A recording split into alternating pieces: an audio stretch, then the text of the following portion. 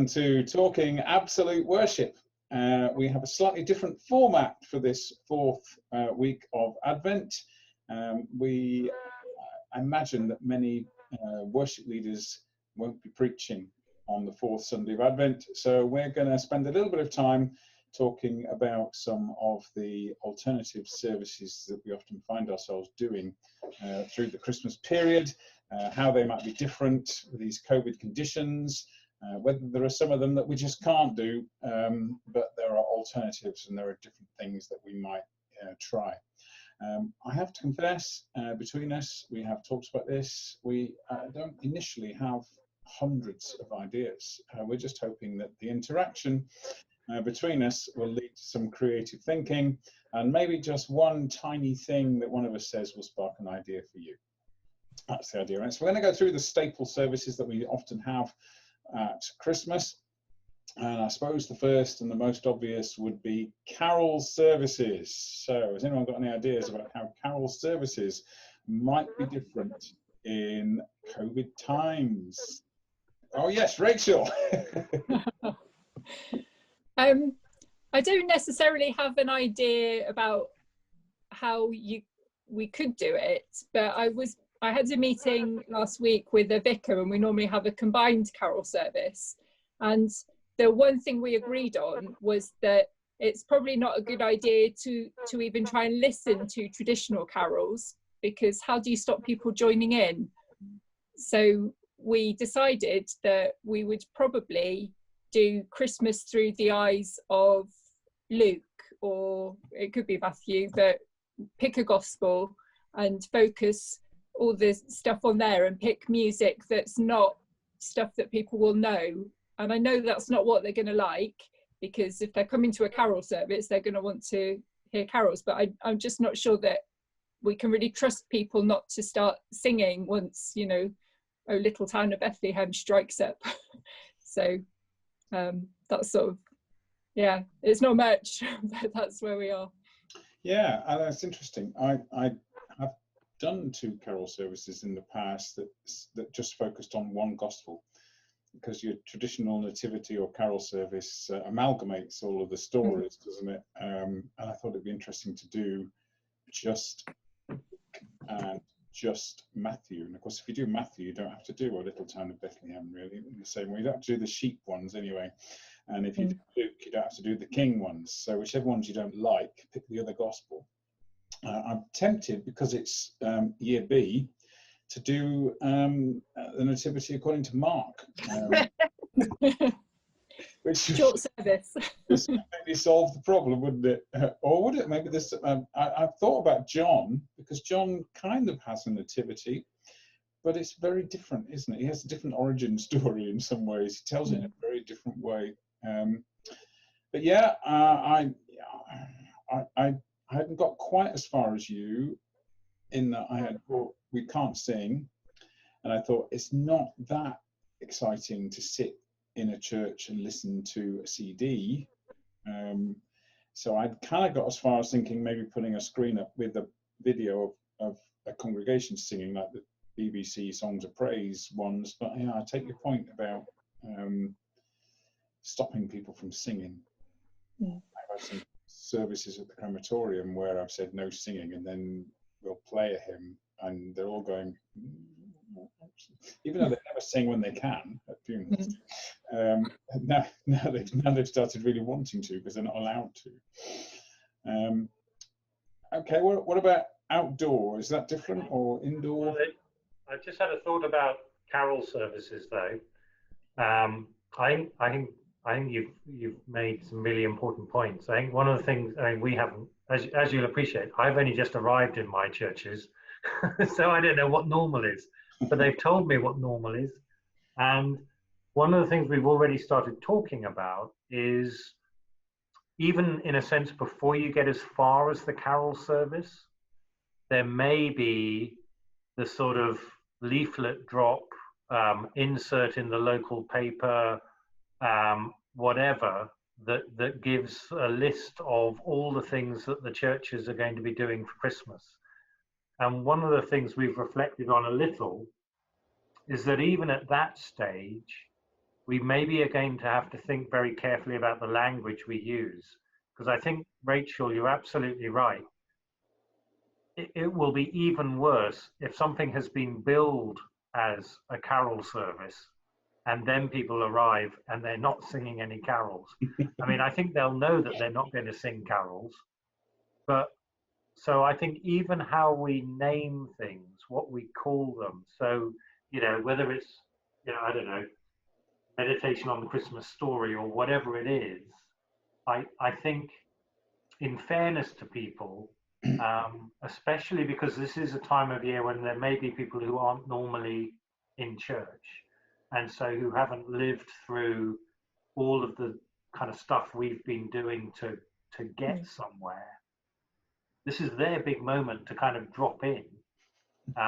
It'll be really important that we're just, I think, really honest about what it is that they can come to. And so one of the things that made us think about in terms of carol services is this might be where it's actually more important to be online than to be in the building. Because online, people can sing to their heart's content, you know, like they would in the pub. And you could actually have a really full-blown carol service safely online, and maybe deliberately say, you know, we won't have our 30 people or whatever socially distanced wearing masks in the building, but that somehow then that would have to be signaled to the community. That's, yeah, I think if I was going to advertise something, and I have seen you, Lithan,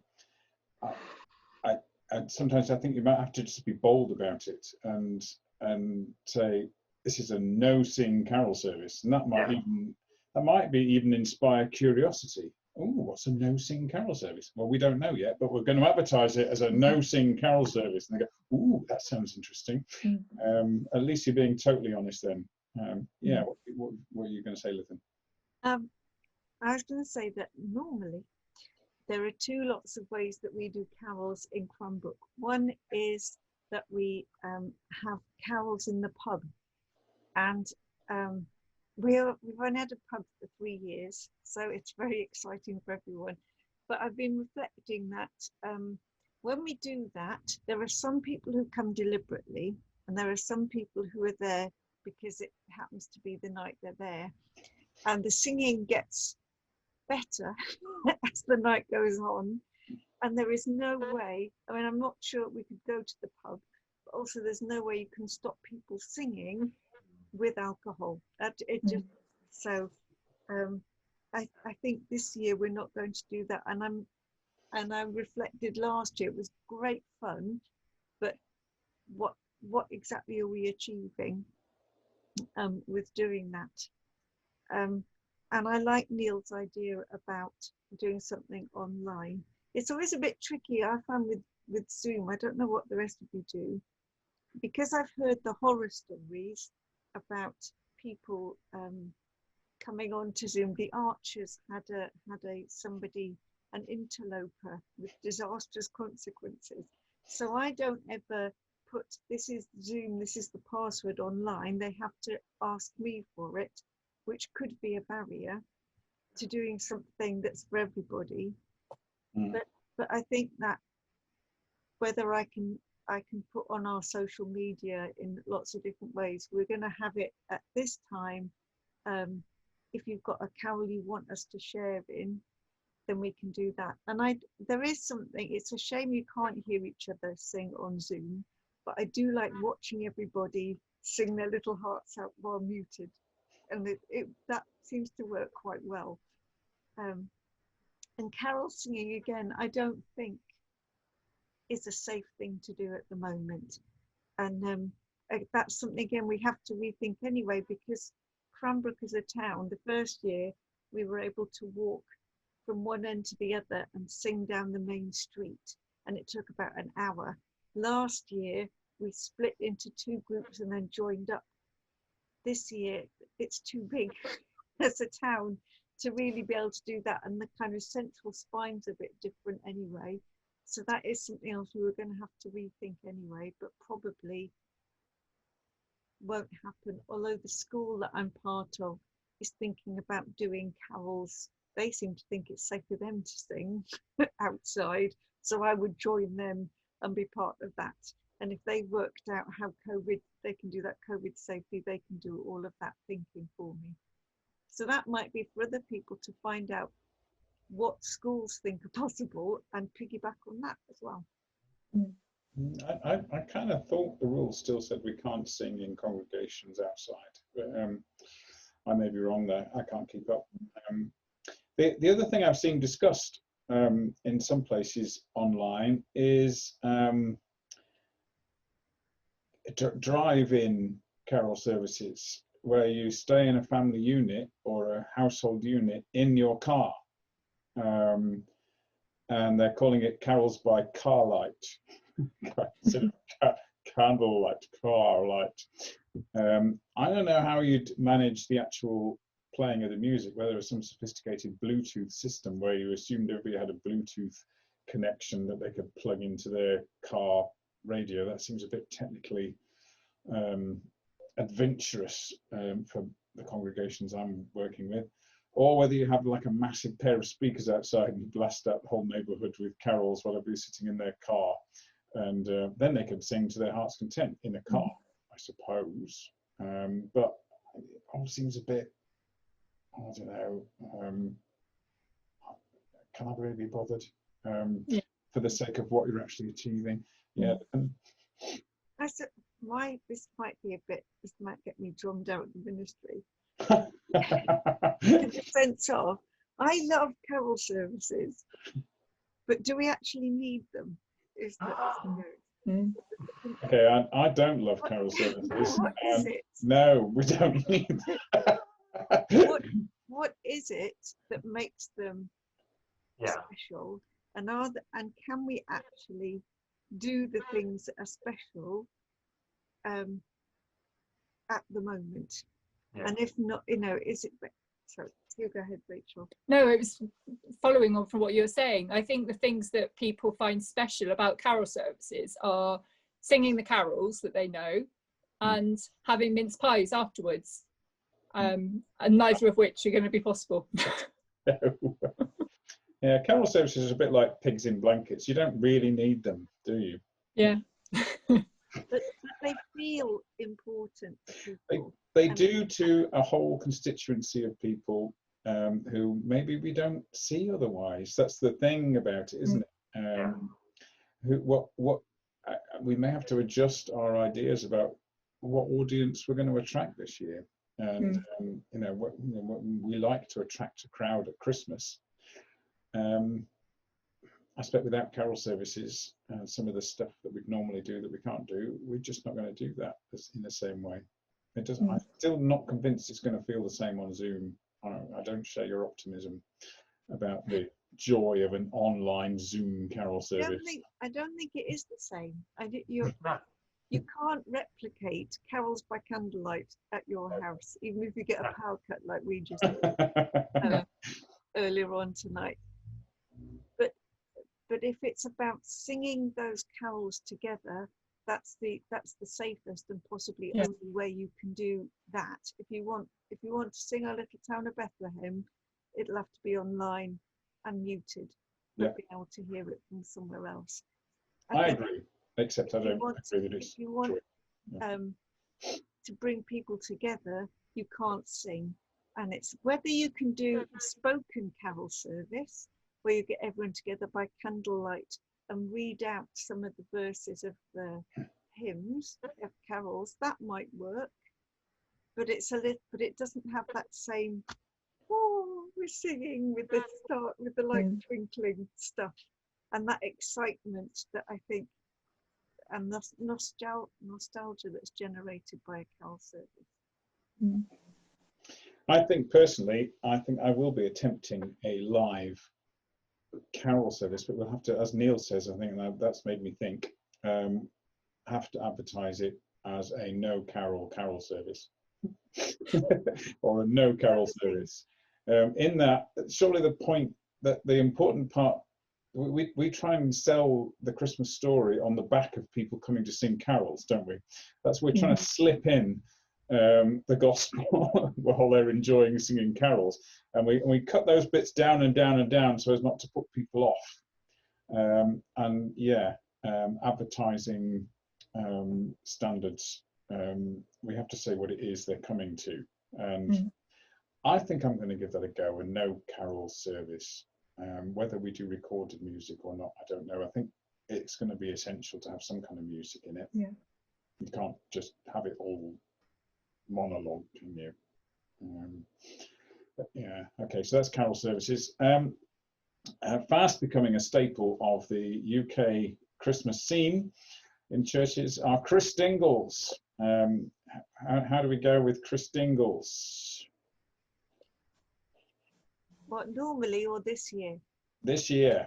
This year, I will have one of my lovely paper bags, and it'll have to be by, I'll have to know who wants them beforehand, but we will be having bags with, I'm still not sure whether we need to give the oranges or whether people can buy their own, but it'll have everything else you need to do it yourself Christingle.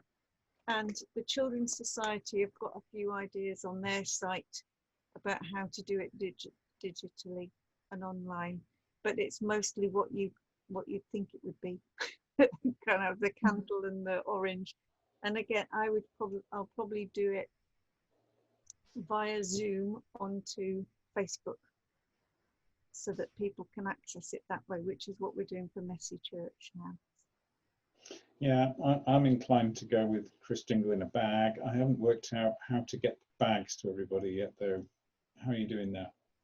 You ask them for their address and you drop them round. Okay. There isn't any other way to do it, really. There isn't, no.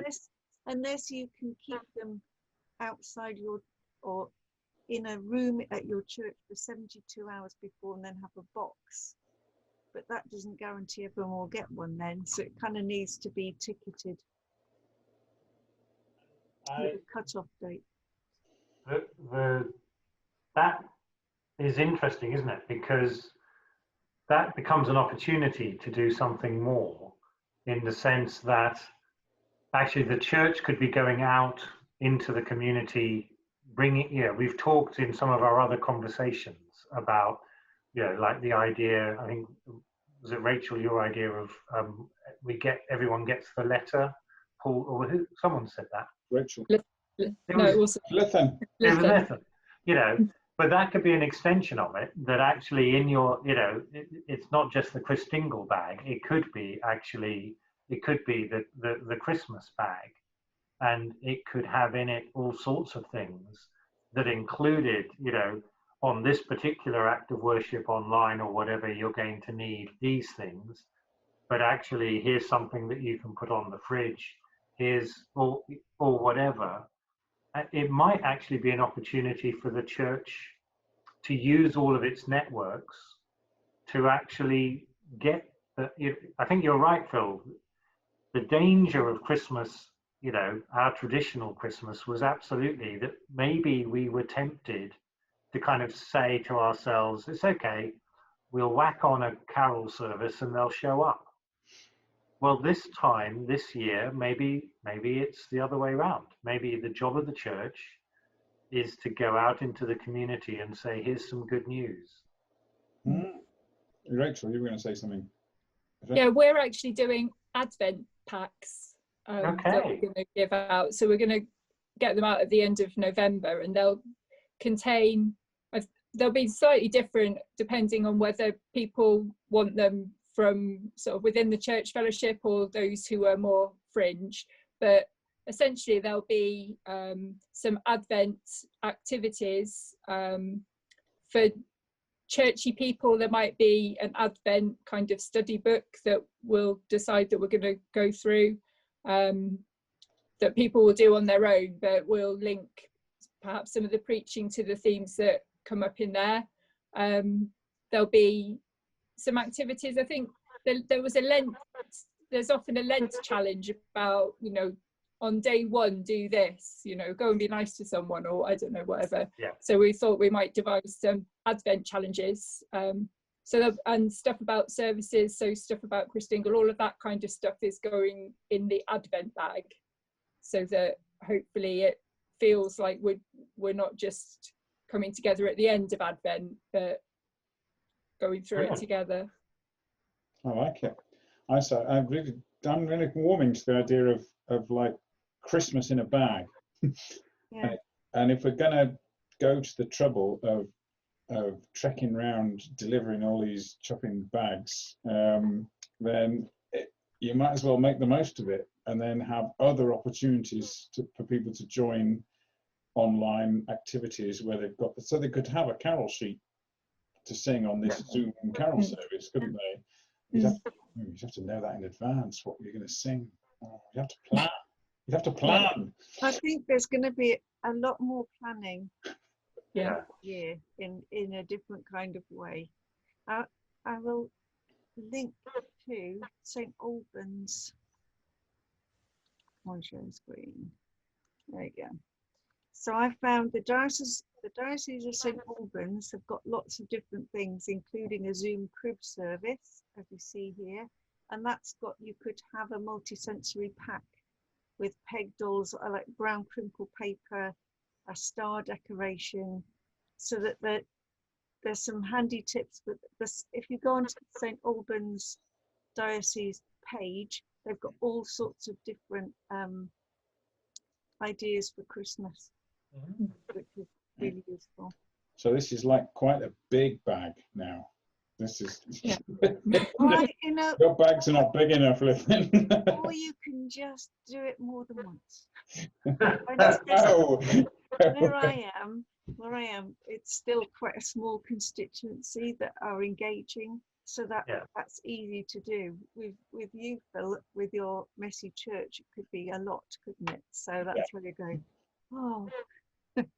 Although I think it's important for people, for me to remember that I'm not the only one who can deliver stuff. So yes, there are 3 more than churches one involved in your messy church. We've got quite a few messy church leaders, so I could wangle them into. Although if I'm going to use this as all my services as well in one big Christmas bag, that's a bit cheeky, isn't it? Maybe it's just to do this ecumenically, and say, look, why not? We'll have a bag that we can all plug into, and then you can pick which.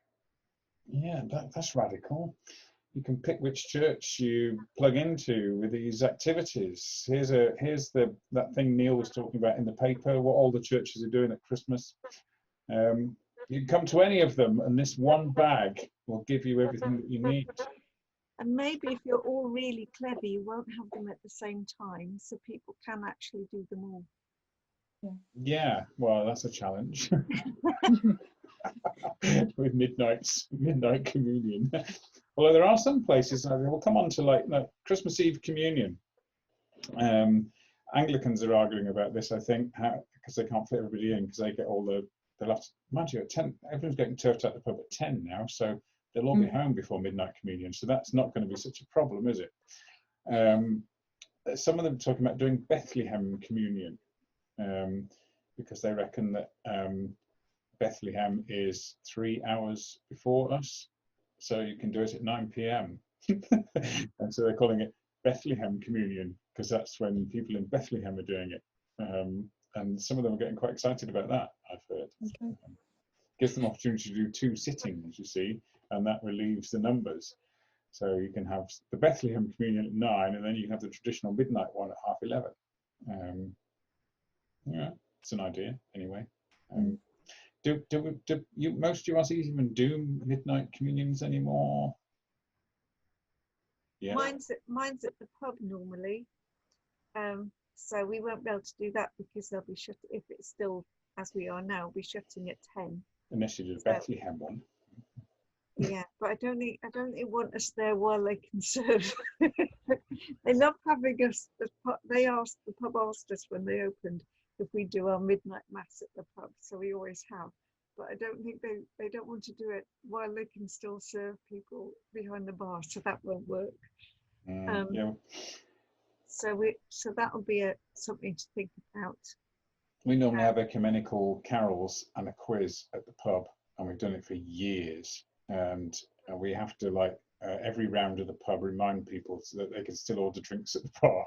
And then the barman's very happy. So you can still order drinks at the bar. We'll have a 5-minute recession. Okay, so we've done carol services. We've done Christingle's. What are the other things we often have are, do people do crib services, nativity services, those kind of things, with like kids dressing up in tea towels and stuff? One of my churches often does have some kind of, well, they call it a nativity service, but really there's not many children and they're getting older now, so it's sort of changed a bit. And I'm actually quite welcoming the same with the Christingle. Actually, I'm kind of welcoming the chance to break from what we've always done, because people sort of hark back, particularly in one of my churches, they hark back to a time when, you know, they would be full for the Christingle, but over the last couple of years it's only been church people attending, and not many of them. And I did say last year, you know, we need to consider the purpose of this. So I was quite pleased, really, that, you know, we don't have to do it this year. But the church that often has a nativity, what they're going to do is give each household a little section of the Christmas story, and each household is going to be asked to, they can read, you know, a bit from the Bible, or they can dress up and improvise a little bit. So everyone's going to have a bit of the story to record, and then someone's going to put it together as a video that we can watch. The idea is we'll watch it on Christmas morning. Ooh, that's an idea. So they're following a script, and well, not necessarily. Right. They're just saying, so they've got a scene and they can act it out however they like. Yeah. I like that. I like that. Yeah. And then someone stitches it into some comedy hole. Well,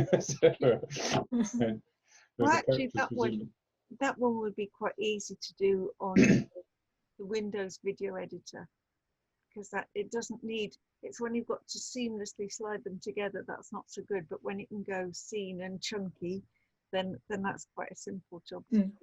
Oh, it's a simple enough job. I was just thinking that the comedy would come with suddenly Joseph, having been 8 years old in scene 1, was 49 years old in scene 2, and, which would be great. It'd just be great, like those vox pop things we were talking about on the more regular sermon series earlier on this month.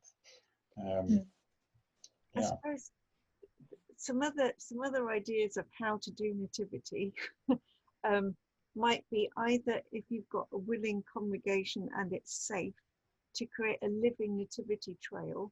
So you know, outside the pub would be Mary and Joseph talking, and then just down the road would be some shepherds and so on, and then people would know where to go to follow them and talk to them. Or a kind of treasure hunt. I don't know, now I've got to grips with the track and trace QR code. I don't know if I can work out how to do other ones of those, so that you could find a figure with a QR code or something that would play something on your phone. That might be beyond my capabilities, but maybe some of us have got people that could do that kind of thing. So you've got something where families are out and about, but there's like a treasure hunt thing with the nativity story. When we were in Upminster as churches together, we did a live nativity thing in the big window of Upminster Rooms department store, which was quite fun. They gave us the window. I don't know if people are in areas where they've got a big shop with a window. You could do a live nativity, but you'd have to have a family, just one family doing it, wouldn't you? So I don't know if that's going to really work. They're scattered. I did see somewhere somebody saying you could do it at bus shelters or something, and have different different tableaus from the scene in a nativity trail. Maybe you could advertise like a candlelight nativity trail. People go around with jars and candles and follow the story from point one. That's what you had in mind. Yeah. That could work. I reckon that could work. That'd be quite fun, wouldn't it? I mean, because I think during lockdown, the kids, certainly around here to start with, did think it was fun to go out looking for teddy bears in windows and looking out for rainbows in windows. I suppose that was when we were only allowed out for 1 hour a day, wasn't it? I suppose that's changed now. Looking for teddy bears in windows might not seem quite so much fun now as it did in March, but there were kids trooping around the town here looking for teddy bears in windows. So if you could do that, maybe you could look for Mary at a bus stop. And you'll be told where she is anyway, so it's not much of a trek.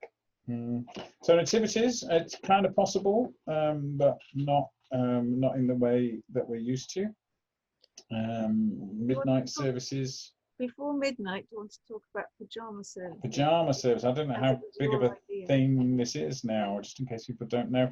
Maybe you've got different ideas of what pyjama services are. I've been doing them for a long time now. Probably about 20 years. 20 years. So very, yeah, I suppose my kids were small when we I started didn't them. introduce them to my congregation until our children weren't so cute.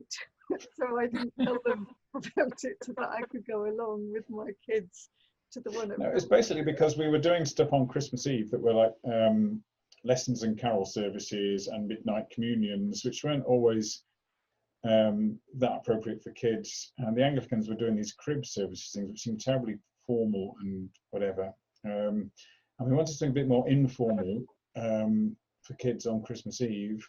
So we suggested they came, say like 6:30 or something.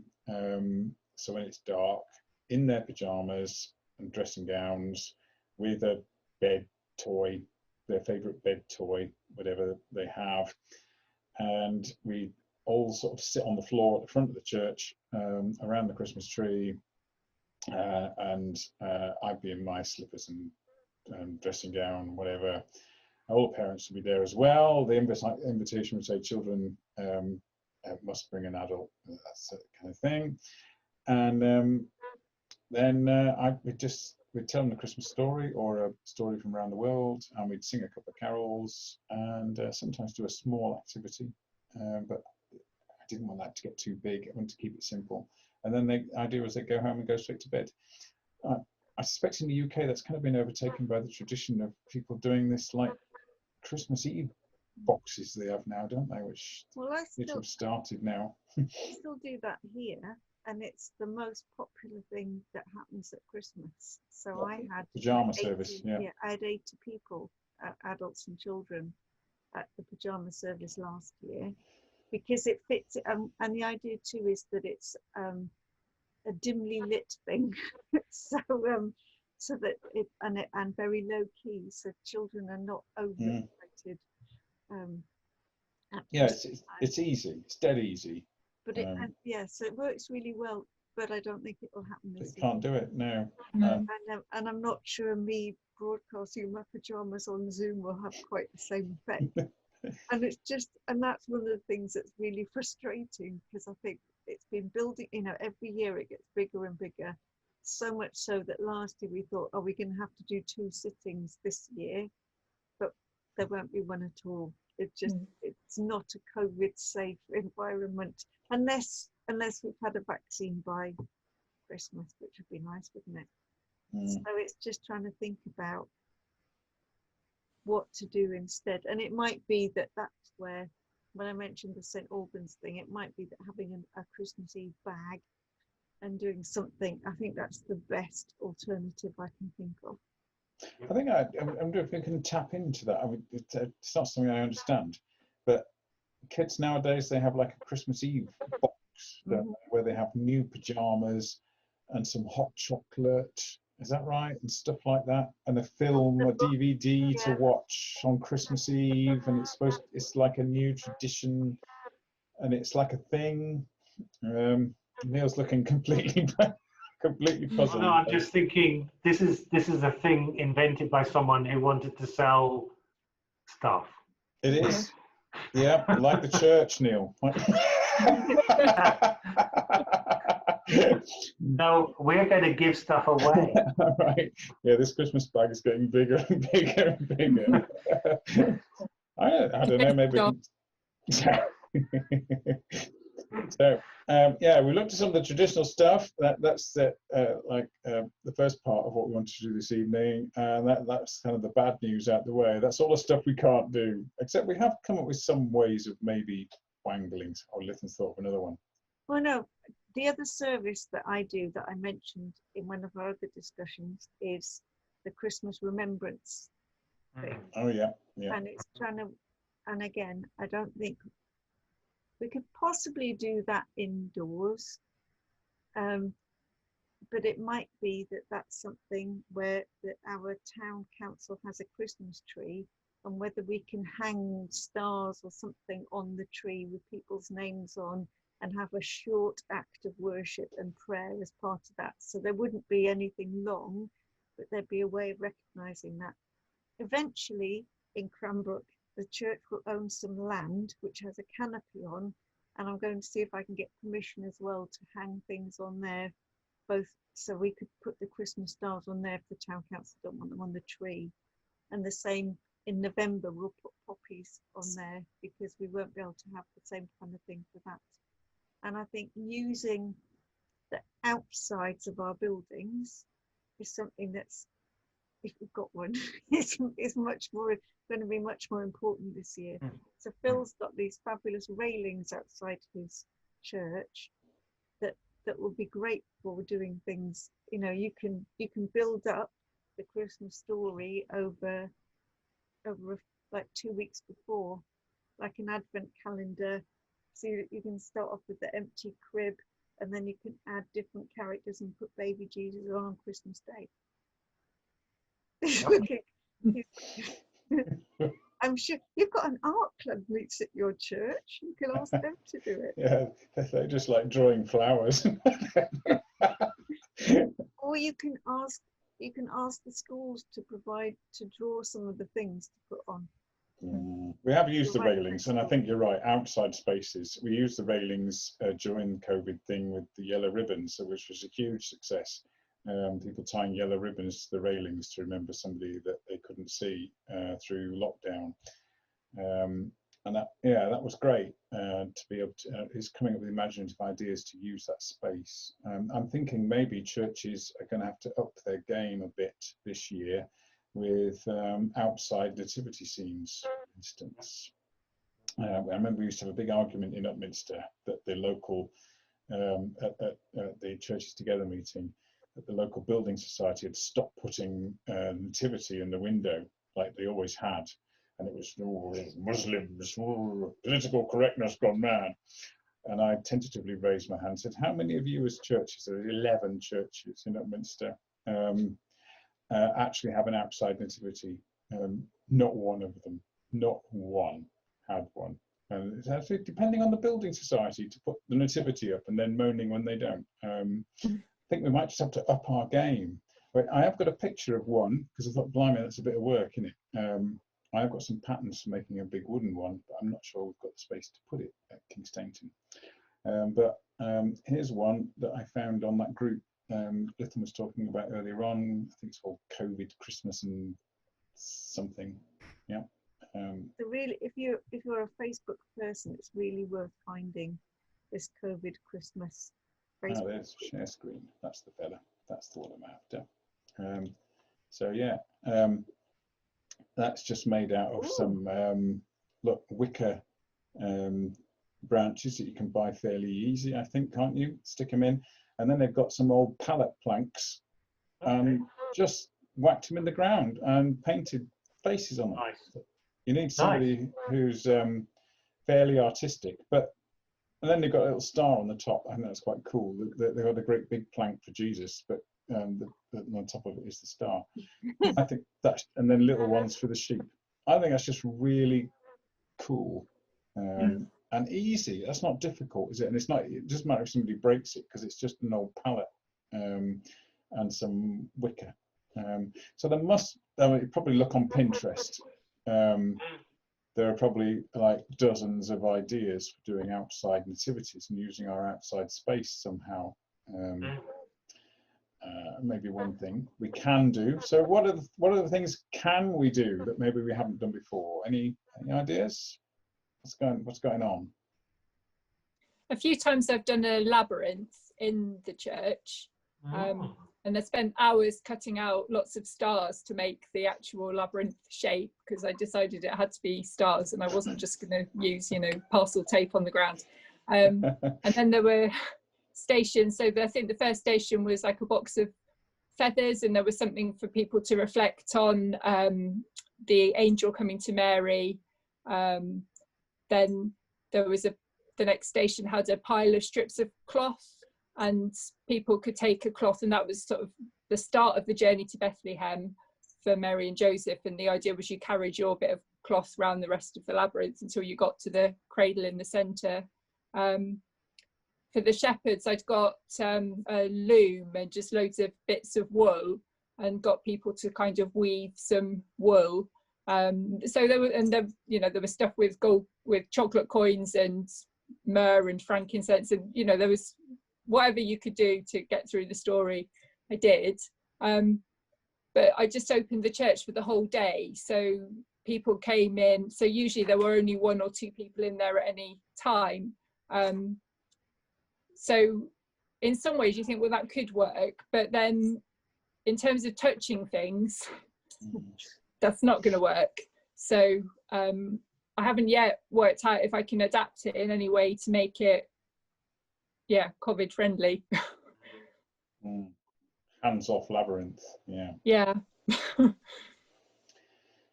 I don't know is the answer, but it sounds creative, and it sounds like exactly the kind of thing we should be reimagining what we can do with our spaces. I've got half an idea of adapting something that I've done before, so it's not new. The last couple of years we've run a nativity set exhibition, and it's been really big with the local school, and I invited them to come and see it, and I thought they might send a couple of classes, but they sent the entire school, 1 class at a time. It took the entire week to get through them all of them coming through to talk about nativity sets and what their favourite one was. And it was absolutely brilliant. We can't do that, obviously, but I still have like dozens of nativity sets, and most churches have got access to people with nativity sets. You can borrow them for a bit. You'd have to do them well in advance of Christmas, so that people can then display them in their own houses. Yes, Lithan, I've taken note of that. But it wouldn't be beyond the wit of man to have, as Rachel says, you wouldn't have like hordes of people in the building at the same time with a one-way system and no touch signs and threatening people with spray. Stop them poking the sets.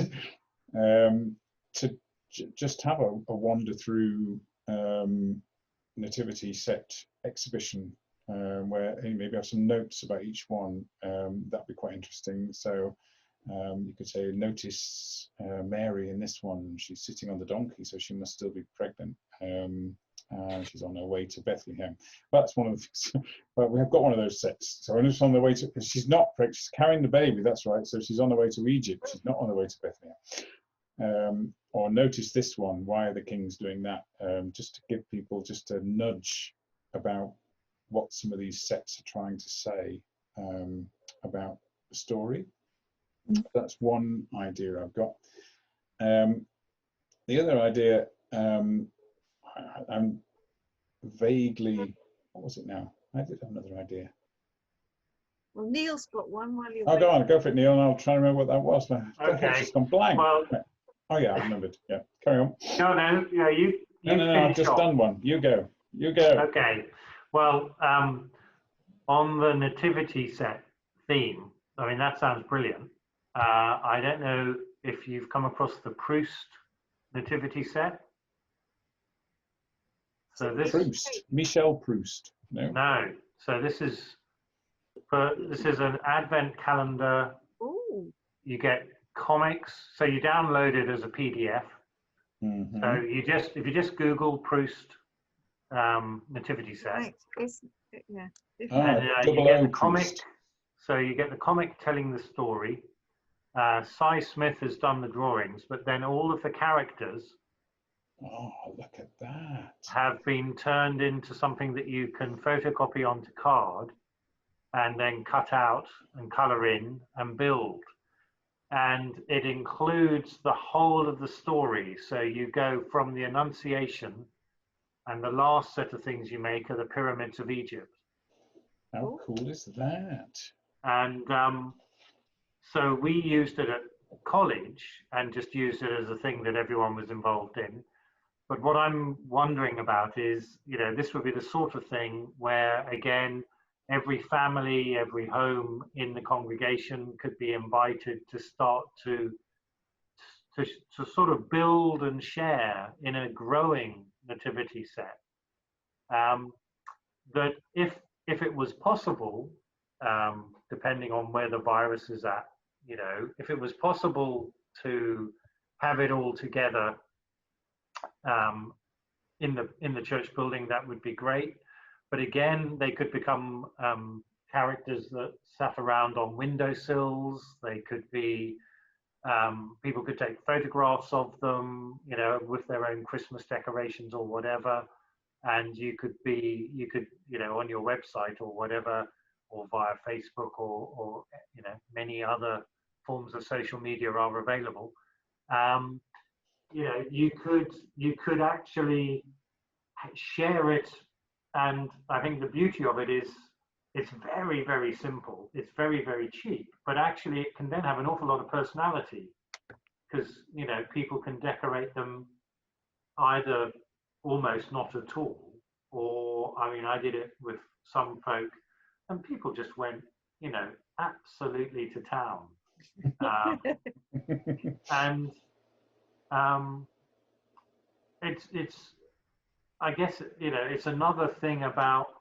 Do you remember there was a tradition? Is it a Latin American tradition where you host the nativity set, and it kind of and it moves around sort of family to family as you get closer to Christmas. So this might be a way of doing something like that, but it would be in a sense even more COVID secure, in the sense that everyone could print it off, or if you had to, you could print it off for them, leave it for 72 hours, and then they could use it. That's very cool. I was just looking on my computer because I have a similar set, so a cutesier set,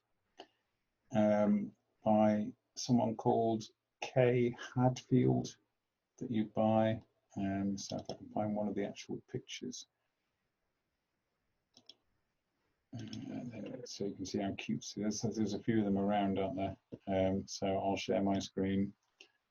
That one. Then she's got a whole set of pictures, and that's the coloured in one. You get the uncoloured in ones as well, and then they can colour them in. And you just glue this tab here, and then they sort of stand on a circular base. Similar kind of idea. So that's really cool. So presumably the $9.99 or whatever it was for Proust set doesn't entitle you to copy it 1,000 times and send it all to your members. That gives you one set. No, you can copy. All right, so they all get the full set. I thought they were just getting like one character out of your set, and then. Well, you can choose. You can either give everyone one, or they could all have the lot. Wow. That's I like the idea of giving one each to different people, and then maybe seeing if they're able to pass that one on to the person, so that you can build up the scene. Whoever's got the biggest windowsill can have it at the end. I keep forgetting people have church buildings, because I don't have a church building.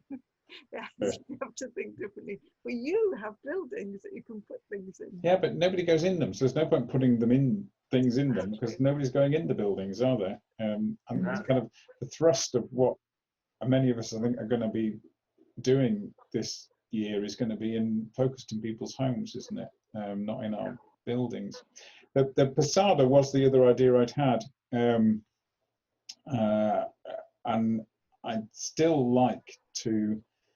I think the idea is that you send Mary and Joseph and a donkey, and they're travelling to Bethlehem, and the people you give them to are the innkeepers on the way where they stay.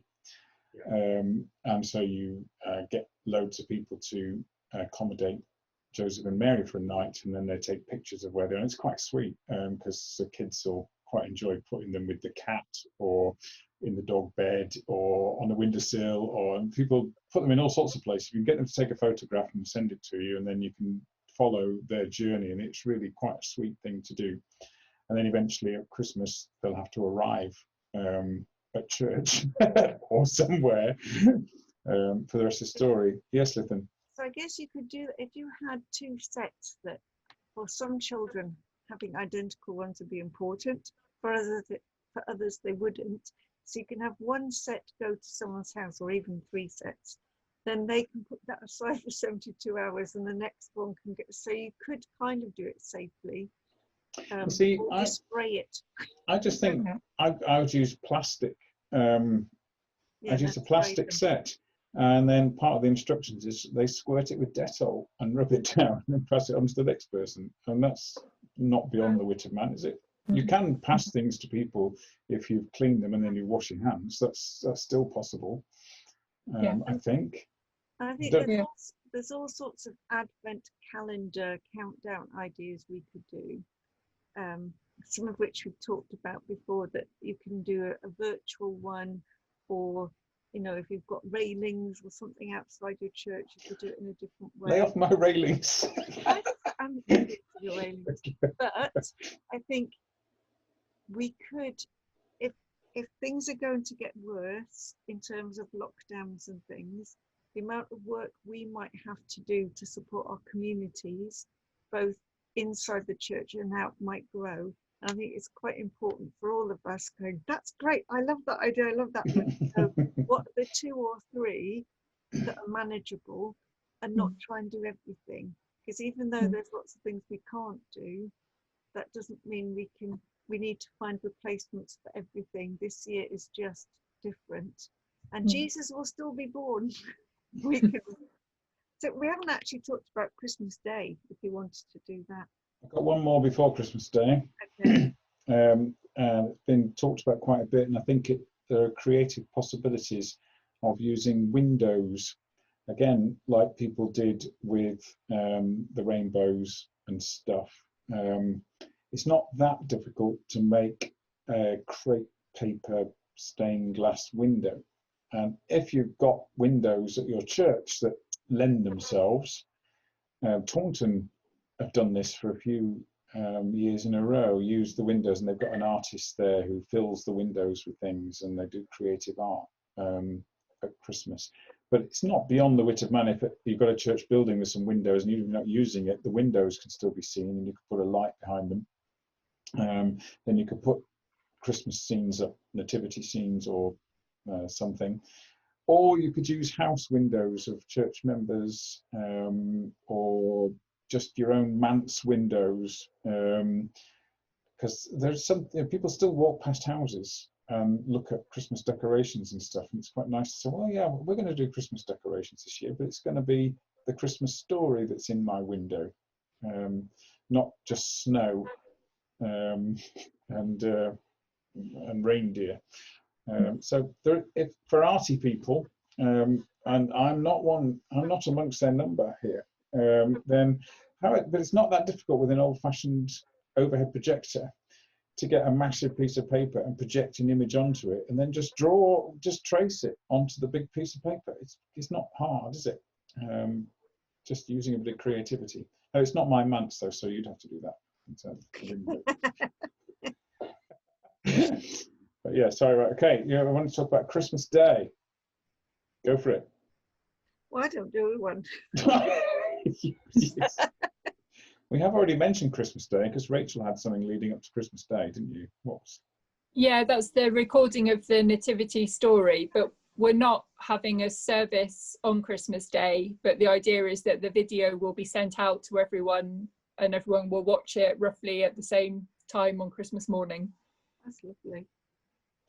I think unless lockdown rules change, I imagine in my church we will do Christmas Day as normal, because our Christmas Day congregation is smaller than normal, and we never have a problem with there being too many people on Christmas Day. It's not a giant thing. They don't all want to pack out the church on Christmas Day. Unlike some churches I've been, where everybody comes with their family who've come to visit and they all bring them with them, and then it boosts the congregation. That doesn't tend to happen where I'm at the moment. So I think we can probably keep Christmas Day. I don't know though. I think Christmas Day's going to be difficult if any of my churches do have a service in the building, because normally it's quite an interactive service. There's a lot of people moving about. There's a lot of, it's an all-age service. There's a lot of just stuff going on. If we're not really able to move freely, without a load of sort of participation from everyone, it's going to be, I think, quite difficult. Yeah, I think every situation is going to be different, isn't it?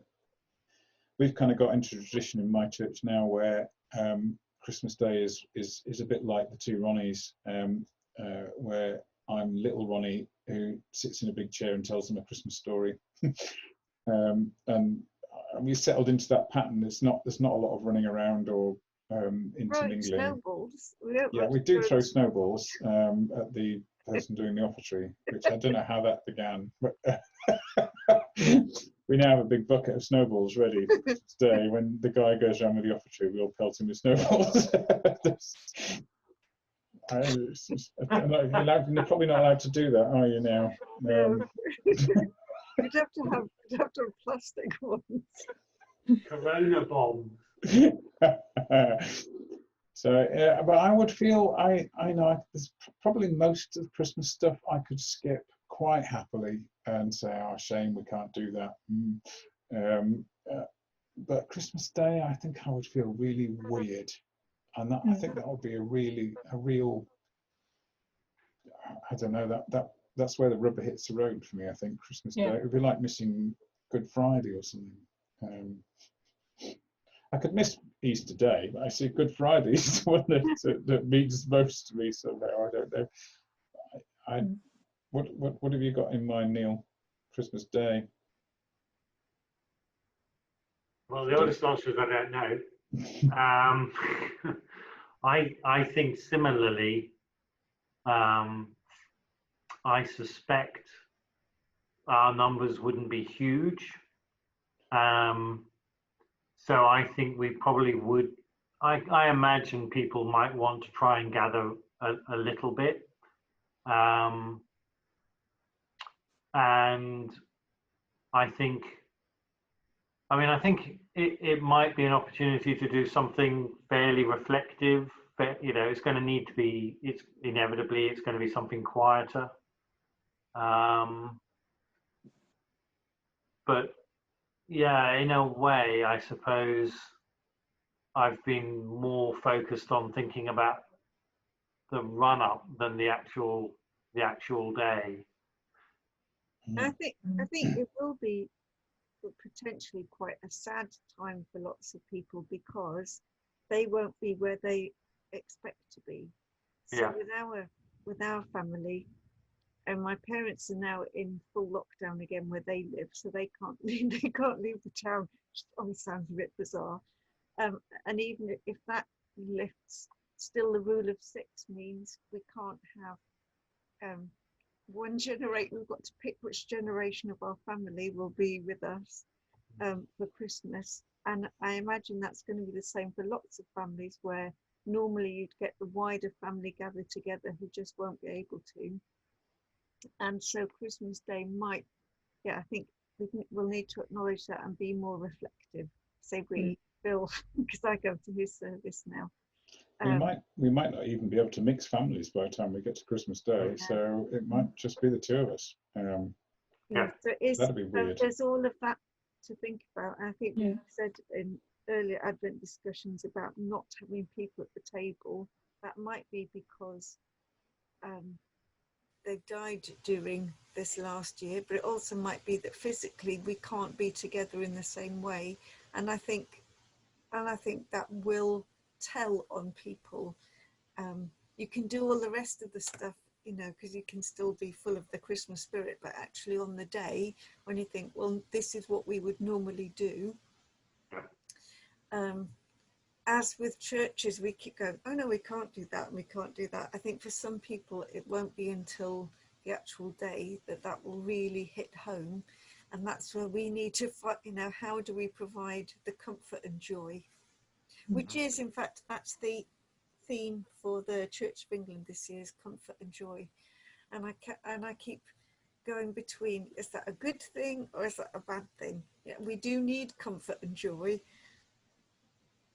but I'm still at that stage of the psalm saying, how can we sing the Lord's song in a strange land, that I feel like I'm in the strange land, and I'm not sure I can deliver comfort and joy for people. I've still got in the back of my head, it's just a germ of an idea that isn't fully developed, which is like most of my ideas, to be fair. And it's sparked off by something that Neil said in another of our recordings about sending people cards. And I'm kind of wondering whether we can use the Christmas card tradition in a bigger way this year, and not just send people one card, but design a series of cards that we send consecutively leading up to Christmas. Because the postal system, it's a glory of this country, and you don't need to be technologically, anybody can receive a letter through the door or a card through the door. And it's something we normally do, and people are used to receiving stuff. And I'm wondering how the church could use Christmas cards in such a way as it not just to be a token Christmas card from the church that lists our services, but is actually something a whole lot more meaningful. But I don't fully know the answer to that question yet. Well, maybe it is, we don't do one that says what we're doing, because we just say Happy Christmas from, you know, the church, and have another meaningful sentence, but don't talk about what we want people to buy into, but just what we want to share. I guess what I was thinking was like a sequence that led up to something. So there'd be like 4 cards. Send everyone 4 cards. Who's the everyone though? I don't know. That's up to you, isn't it? How wide? I have to think of 2,300 houses. Yeah, well, we all could think of thousands of houses, couldn't we? We all live in big towns. That's what it is. Would it just be to people within the church, or the people on the fringes of the church, or the people who live around the church? What kind of idea? I think it might be different in different circumstances, mightn't it? You could just do a very small one to your own congregation that brought them comfort and joy, and maybe words from Isaiah, 4 cards with words from Isaiah with a picture on the front, or I don't know. That's what I said. It's not a fully formed idea. I like the idea though. Or like the letters idea of sending epistles. I like that. Maybe that's where the germ came from. I just like the idea of doing something really basic, of getting something through the post in your hand, opening and saying, oh, and you're going to read it then because you've got it in your hand, and it's addressed to you. So there's the answer. You need to have the 2,000 addresses and names,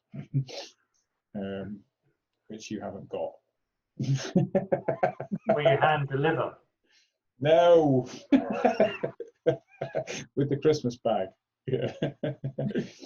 Well, yeah, I think in some places, if you've got a list of contacts on the fringes, GDPR'd and everything, then you can do that. Or if you know the people in the houses around, who live around each congregation member, you could do it that way. You know, most, in fact, wherever we live, we seem to be surrounded by Phils. We haven't got quite as many here as we were in London, where every man in the houses around were called Phil. But if you know the names of your neighbours, and if you don't, maybe this is the time to find them out, then you can deliver them to, you know, each church member can have 5 cards of each kind to deliver with names on, or the strange lady who lives opposite, or whatever seems right to give it. And that's an extra challenge, isn't it, about for our congregation. It's good, Phil. I like that. You could maybe also, those of us who do have buildings, and especially with railings, you could kind of do yarn bombing with Christmas cards. So you could have the cards, you could invite people to take them from the church. How does that work? Yeah, well, so you could have soggy. Well, no, I guess you would have them sealed in some waterproof container.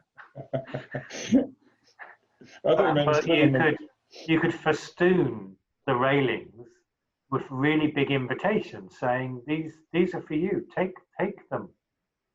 Take your own card. Well, anyone walking past, just take. You know, the way when yarn bombing was a thing, sometimes people would yarn bomb somewhere, partly to make it, you know, to make you notice it.